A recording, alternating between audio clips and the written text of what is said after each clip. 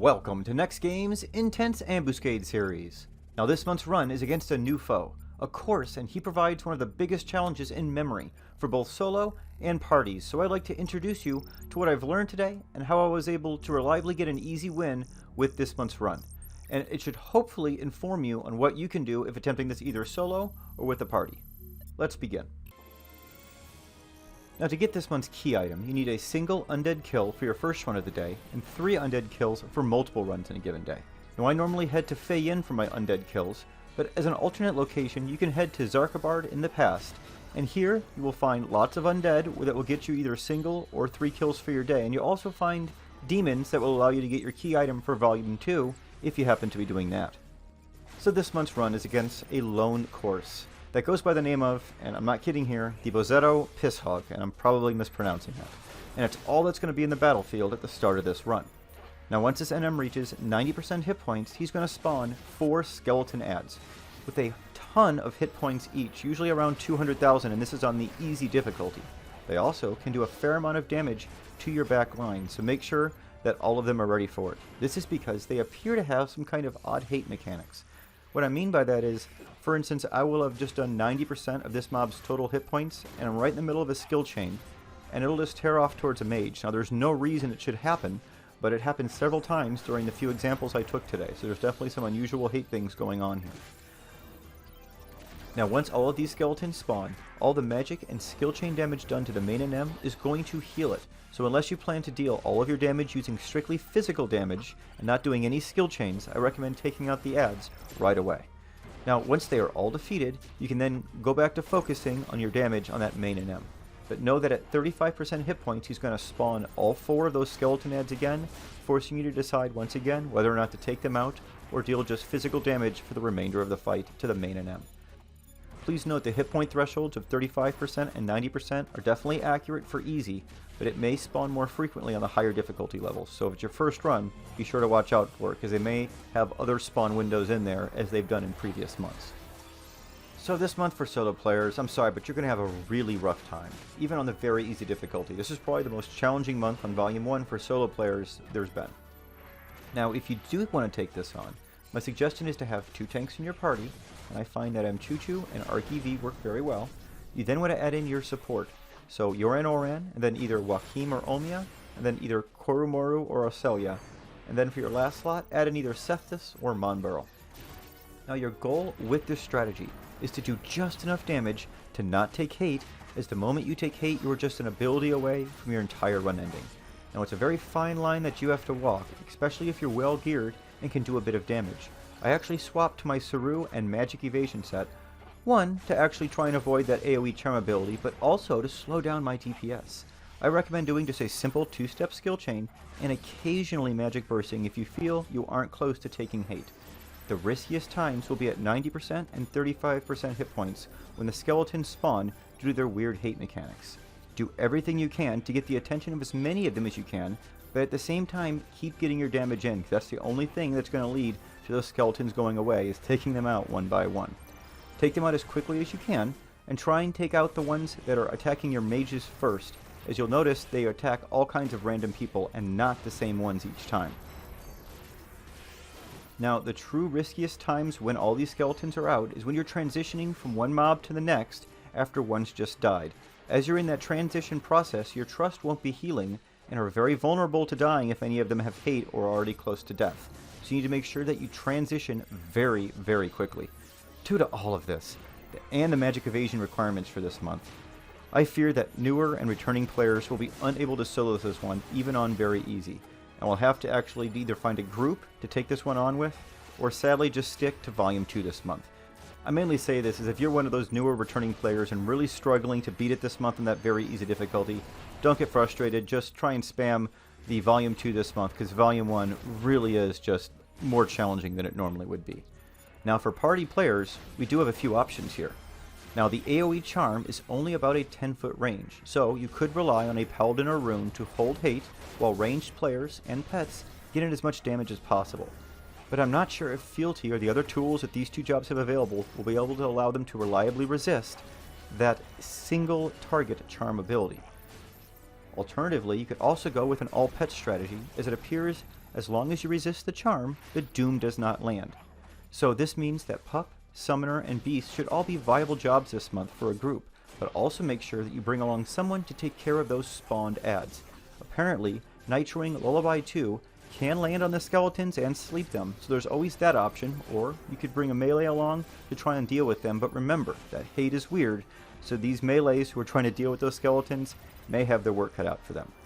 Now there is one last interesting thing here that I thought was important to note, and that is if you actually end up not resisting the Hecatomb Macabre and get charmed, then I've noticed that his defense goes substantially down after you get that charm off, and then of course after you get the doom off. Now, this allows him to take about double the amount of damage he was before, so some groups may be able to use this to their advantage to try and get one member of their group charmed, then kind of sleep them while they start to do an increased amount of damage. So you definitely may want to use that in your strategy this month if it's advantageous to you. That's about all I have to share from these first 2 hours of me trying this new run. I'm sure more information will come out in the coming days, and I'll post a follow-up video to this if any other useful ways to take this month on either with Ninja or other jobs come up. Let's go ahead and see how the rest of this battle example goes. Enjoy the run, everyone.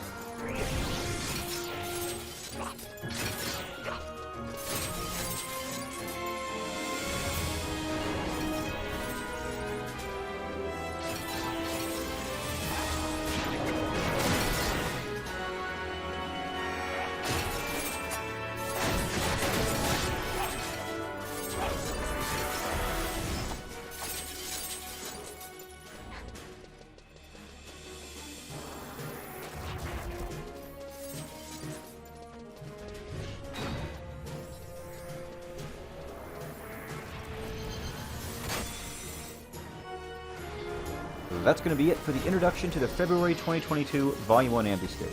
I hope you found that helpful. Look for additional examples to be released in the coming days of this run.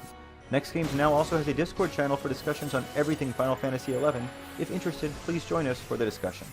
Also, if you want to support the channel, you can do so now through the Patreon page or the NEXTGames merch shop. Links to all these things can be found on the NEXTGames YouTube banner. Thanks so much for watching, everyone. Have a great month. Stay safe and stay healthy out there.